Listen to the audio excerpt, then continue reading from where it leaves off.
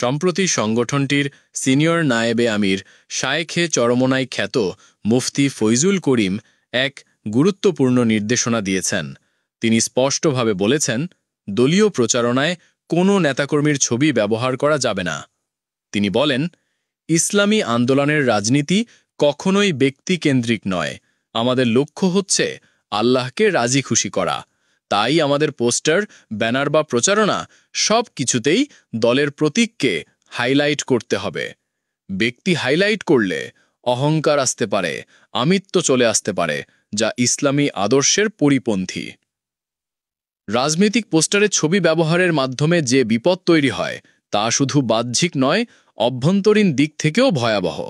যখন একজন কর্মী নিজের ছবি পোস্টারে দেখে, তখন তার মনে অহংকার জন্ম নিতে পারে। ধীরে ধীরে আমি বড় হয়ে যায়, দল ও আদর্শ ছোট হয়ে যায়।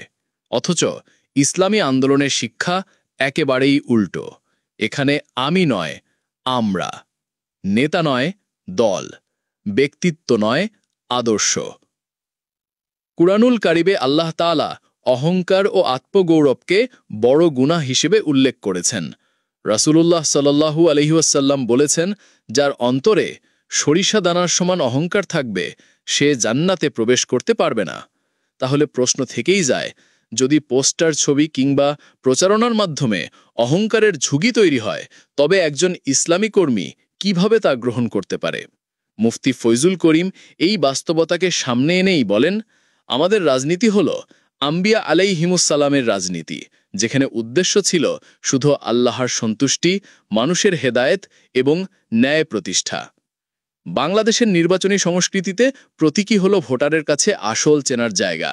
সাধারণ মানুষ ভোট দেয় প্রতীক দেখে, তাই প্রতীকের প্রচার মানে হল আদর্শের প্রচার, ইসলামী আন্দোলনের নীতির প্রচার।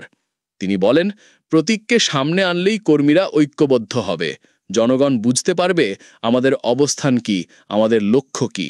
ব্যক্তি বড় হলে দল ভেঙে যায়, কিন্তু প্রতীক বড় হলে দল শক্তিশালী হয়।